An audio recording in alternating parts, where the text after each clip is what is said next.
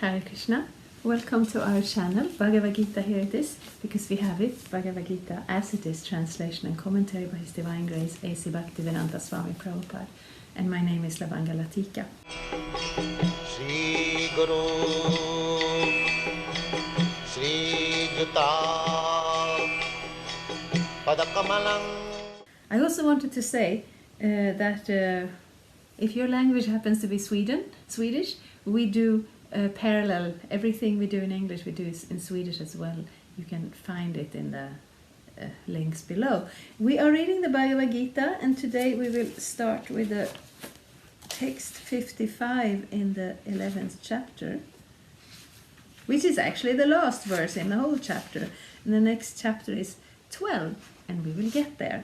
So this is the verse. Mat karma krin mat paramo mat bhakta sangavarditaha nirvairan sarvabhuteshu yasamam iti pandava.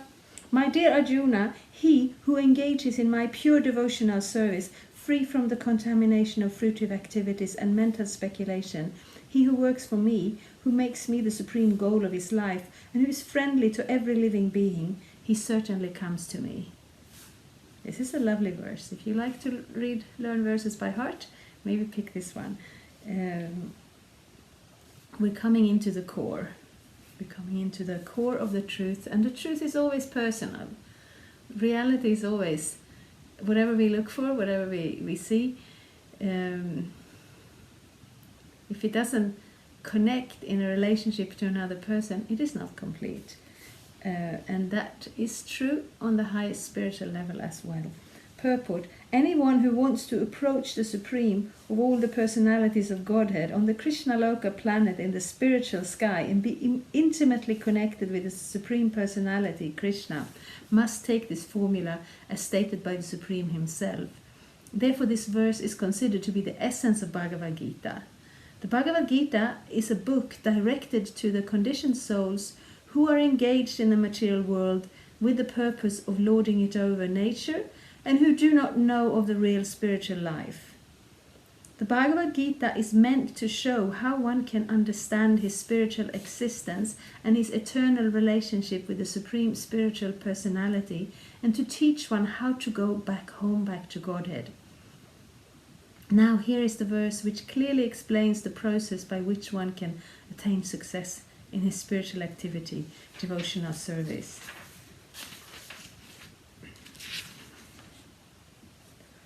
As far as work is concerned, one should transfer his energy entirely to Krishna conscious activities. As stated in the Bhakti Rasamrita Sindhu, Anasaktasya Vishayan Yatharham Upayunjataha Nirbandha Krishna Sambandhe Yuktang Vairagya Uchyate. No work should be done by any man except in relationship to Krishna. This is called Krishna karma. One may be engaged in various activities, but one should not be attached to the result of his work.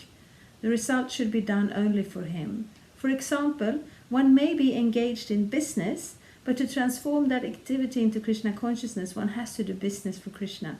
If Krishna is the proprietor of the business, then Krishna should enjoy the profit of the business. If a businessman is in possession of thousands and thousands of dollars, and if he has to offer all this to Krishna, he can do it. This is work for Krishna.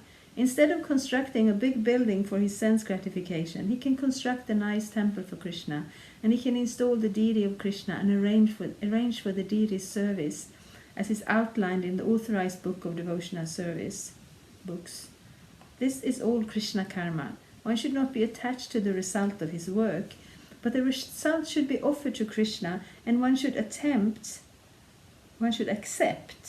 as prasadam the remnants of offerings to Krishna. So this is clearly explained. Prabhupada says Krishna is clearly explaining. And sometimes when we just read the words, it's a little difficult to exactly connect to how to do this. And that's why Krishna is not just speaking the words to Arjuna, but he always makes sure that there are persons in this world performing these activities and guiding others. So we don't just get some words but we certainly do get the words, so we are not just, blindly following somebody who has a little bit of charisma. No, we know what we want to do, we may not know exactly how to do it. And Prabhupada gets very practical here. One who is engaged in pure devotional service, free from the contamination of fruitive activities and mental speculation, who works for me, who makes me the supreme goal, and who is friendly to every living entity. Yes, so we don't want to just be, self-righteous religious people who are so sure that we are right and that everybody else is going to suffer because they're wrong. I mean, that's not the heart of a devotee. A devotee wants to benefit everybody. Now, everybody will not be interested, everybody will not take up the invitation, but certainly if one doesn't look kindly on others, then one hasn't progressed very far in devotional service. But here, you're a businessman, you're building buildings, give the result to Krishna, build temple for Krishna. This is very practical.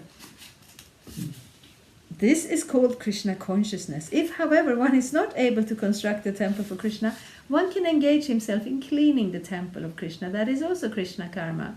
One can cultivate a garden. Anyone who has land, in India at least, any poor man has a certain amount of land, can utilize that for Krishna by growing flowers to offer him. One can sow tulsi plants because tulsi leaves are very important, and Krishna has recommended this in Bhagavad-gita. Patram pushpang palang toyam. Krishna desires that one offer him either a leaf or a flower or fruit or a little water. And by such an offering he is satisfied. This leaf especially refers to the tulasi. So one can sow tulsi and pour water on the plant. Thus even the poorest man can engage in the service of Krishna. These are some of the examples of how one can engage in working for Krishna.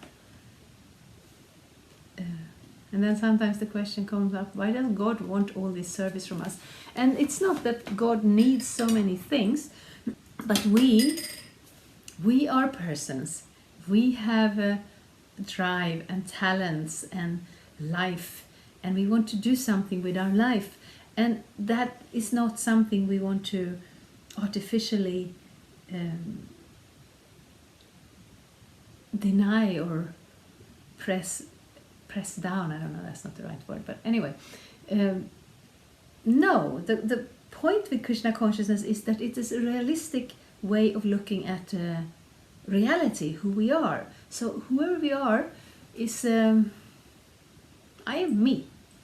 While I'm in this world, while I'm in this body, I may not fully realize who I am, but the fact that I'm a person with desires and activities, that comes through even when I'm in a body and I don't remember my original relationship with Krishna.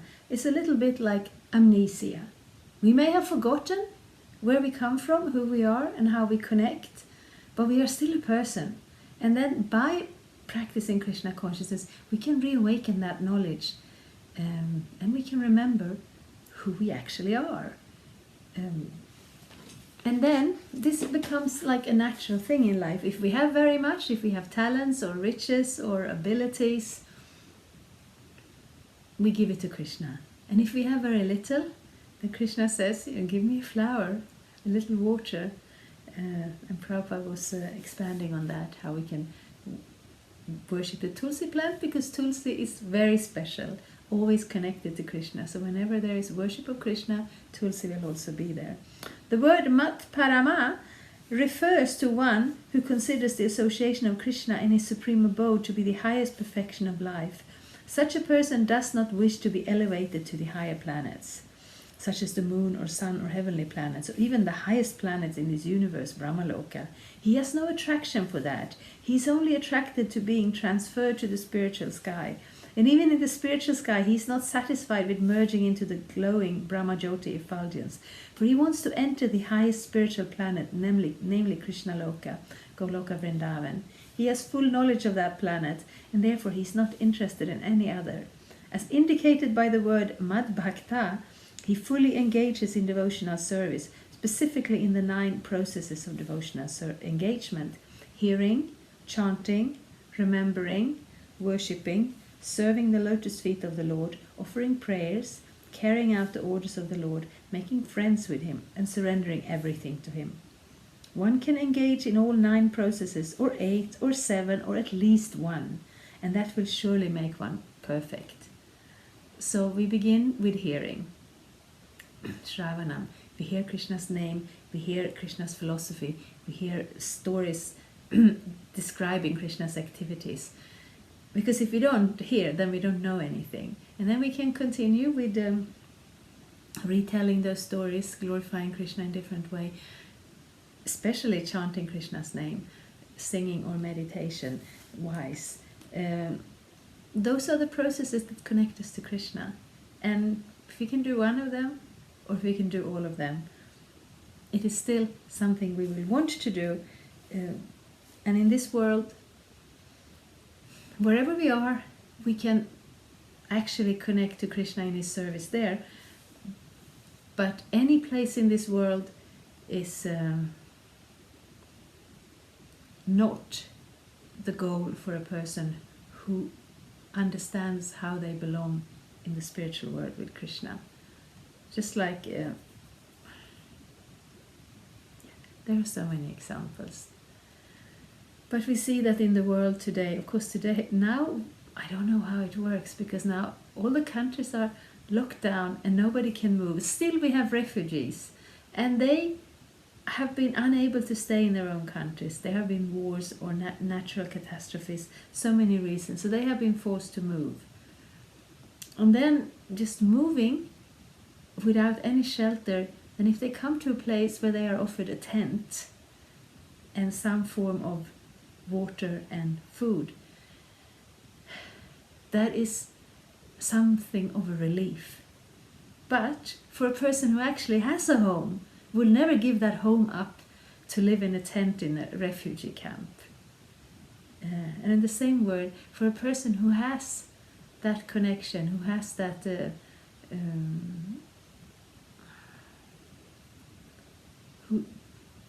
who has realized how they belong in the spiritual world with Krishna, then nothing else can ever be better than that. At the same time, a person in full Krishna consciousness will also not feel have a problem with being in this world, because being here and serving Krishna, then that connection is so strong that whatever is a problem in the material world will not touch a pure devotee. But at the same time, the real place where we all belong is with Krishna in the spiritual world. The term Sanghavardita is very significant. One should disassociate himself from persons who are against Krishna. Not only are the atheistic persons against Krishna, but so also are those who are attracted to fruitive activities and mental speculation. Therefore, the pure form of devotional service is described in Bhakti Rasamrita Sindhu, this is 1.1.11, as follows. So we have no translation of that, but we have Prabhupada made a summary study that is called Nectar of Devotion, where all these principles are described together. So for a person who is practicing Bhakti Yoga, that is a good book to study actually. Anya bilashita shunyang jnana karma jnanavritam anukulyena krishna no shilanam bhaktiruttamam. In this verse, Rupa Goswami clearly states that if anyone wants to execute unalloyed devotional service, he must be freed from all kinds of material contamination. He must be freed from the association of persons who are addicted to fruitive activities and mental speculation. When freed from such unwanted association and from the contamination of material desires, one favorably cultivates knowledge of Krishna, that is called pure devotional service. Anukulyasya sankalpa pratikulyasya varjanam. That's from Hari Bhakti Vilas, which is another book. One should think of Krishna and act for Krishna favorably, not unfavorably. Yes, we speak about Krishna consciousness. So being conscious of Krishna is important, but it has to be favorable consciousness. Kamsa was an enemy of Krishna's. From the very beginning of Krishna's birth, Kamsa planned in so many ways to kill him. Because he was always unsuccessful, he was always thinking of Krishna. Thus, while working, while eating, while sleeping, he was always Krishna conscious in every respect. But that Krishna consciousness was not favorable. And therefore, in spite of his always thinking of Krishna 24 hours a day, he was considered a demon. And Krishna at last killed him. Of course, anyone who is killed by Krishna personally attains salvation immediately. But that is not the aim of the pure devotee. The pure devotee does not even want salvation. He does not want to be transferred even to the highest planet, Goloka Vrindavan. His only objective is to serve Krishna wherever he may be. So that is love. That is love. That is not something that can be imitated. That strong desire of pleasing Krishna. And in that relationship, Krishna is also responding to the devotee with loving him back. But we have a process of practicing devotional service, of growing that devotion in our meditation, in our studies, and in our practical activities. So, yes, we are not salvationists. We don't want to go to the spiritual world because it is better than this place. No, the reason is that the spiritual world is a natural home for a devotee, where service to Krishna and love towards Krishna is the natural environment. But when we're here, we're here. We're not demanding that Krishna, gives us something that is better because we don't like the place we're in. Still, the spiritual world is the original home. A devotee of Krishna is friendly to everyone. Therefore, it is said here that he has no enemy. Nirvaira. How is this? A devotee situated in Krishna consciousness knows that only devotional service to Krishna can relieve a person from all the problems of life. He has personal experience of this, and therefore he wants to introduce this system, Krishna consciousness, into human society.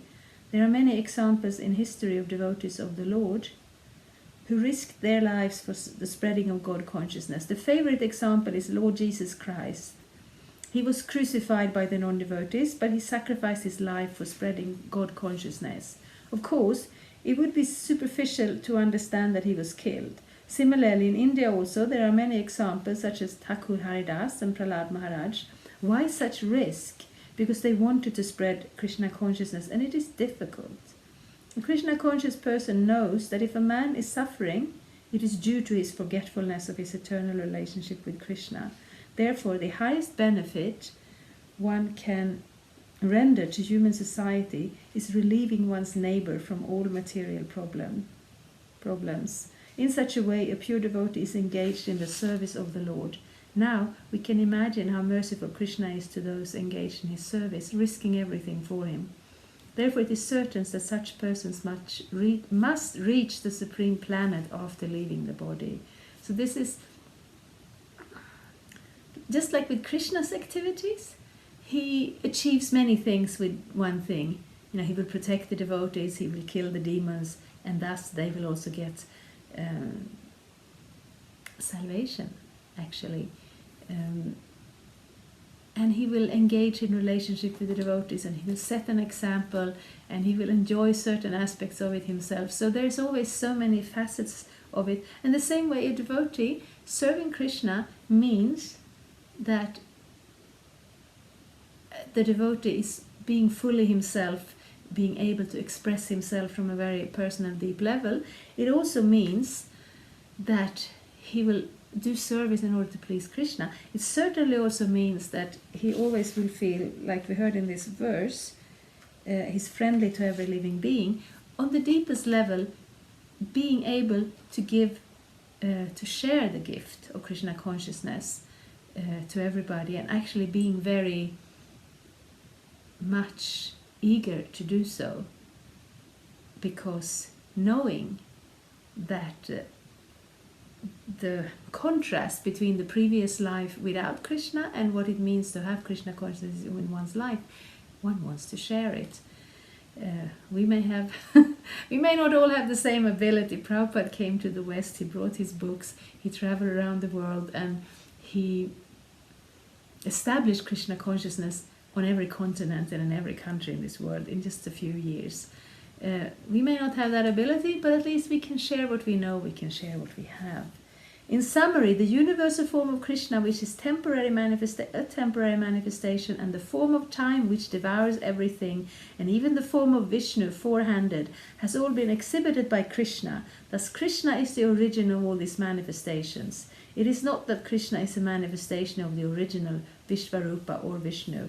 Krishna is the origin of all forms. There are hundreds and thousands of Vishnus, but for a devotee, no form of Krishna is important but the original form, two-handed Shyama Sundara.